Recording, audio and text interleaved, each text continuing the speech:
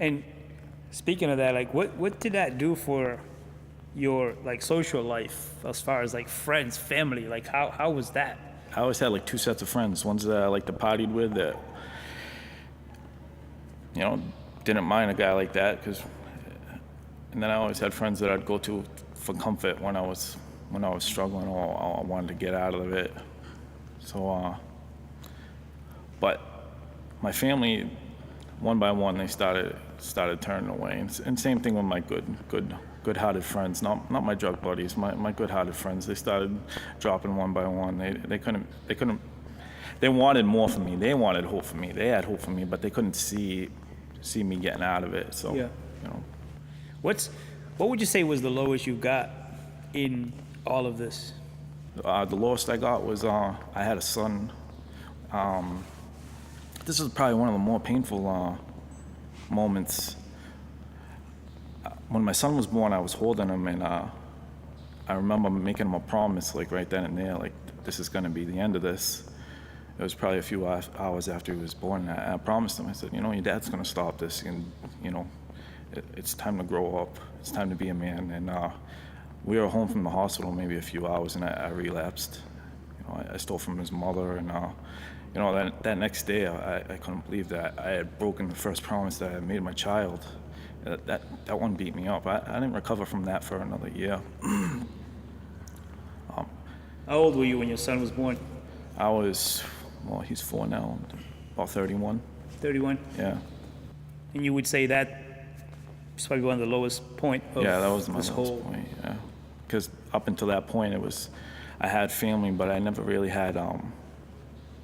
Being a father, you know, I felt like I would have purpose now. Like that was going to be my ticket out of this. Like because I love my son as soon as he was born. I figured the love that I had for my son would be great enough to break that chain, and it wasn't. It was that sent me for a loop. So what happened after that? I struggled on for another year. His mother and we tried to make it work, and she eventually asked me to leave the house. I ended up going back into a clinic and getting on Suboxone, and I'm getting joint legal custody of my son. So I'm seeing my son, and I'm just really trying to balance between being a drug addict, an employee, and a father. And my hope is diminishing like very quickly. And about a year later, I entered into well, 2015. The summer of 2015 is I put a very definitive expiration date on my life. I've really told myself I'm going to spend this summer with my son. I'm going to spend as much time as I can with him, and then I'm going to check out because I can't. I've heard everyone that I've loved. I can't do this to my son. I can't be in and out of his life. I can't come and go out of this child's life. I'm not going to do this to him. And I figured that would be a better solution than to do that. Today, I can't believe that was even a thought. Like,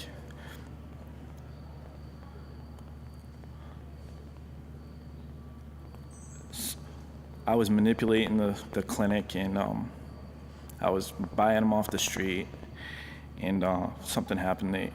They said, we can't give you any more. They said, you can go into a detox, or you can go on methadone. And I was like, you know what, I'll just go home. I just went home. I called my son's mother. I said, you know, I'm coming off some medication. I'm going to need a few days, so I'm not going to be able to see my son. I told my boss, I said, you know, I'm going to need a few days off of work. And about 6 days later, I was really sick. You know, I wasn't eating, I wasn't showering, I wasn't doing much of anything except for laying on the couch. I drove out to a beach. I was pretty beat down. I drove out to Gooseberry Island, and I was sitting there, and I kept asking myself all kinds of questions, like how did I get like this? Why am I now entering into like a long, lengthy withdrawal process from this drug again, or drugs in general? And I was crying, and I just remember saying, like, I can't do it anymore. And I remember getting like an answer, like, you don't have to do it anymore. And like, man, I had like such relief right at that. If I had to put like a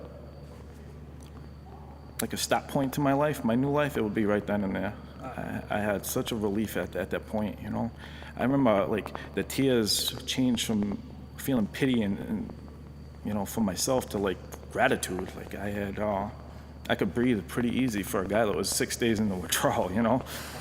I even said to myself, man, you didn't take nothing today, because I kind of felt high, you know. Yeah. But it had been 6 days into a withdrawal, so from there I reached out to people that had been through what I've been through, and that night I'm like, don't just go home and do nothing.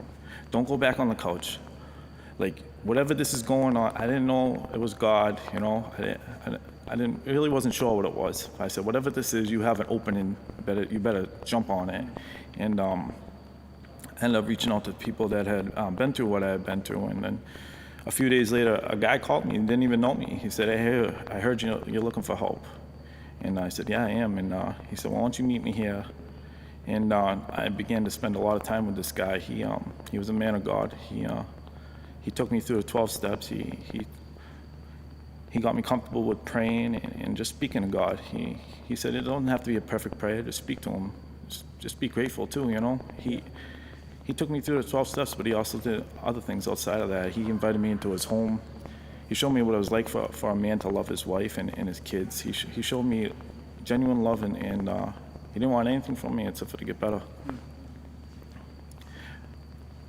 During that 12-step process, I got invited to New Life too. And the 12-step process that I was in, it didn't really specify what God to pray to. When I started going to New Life, it was like a game changer for me.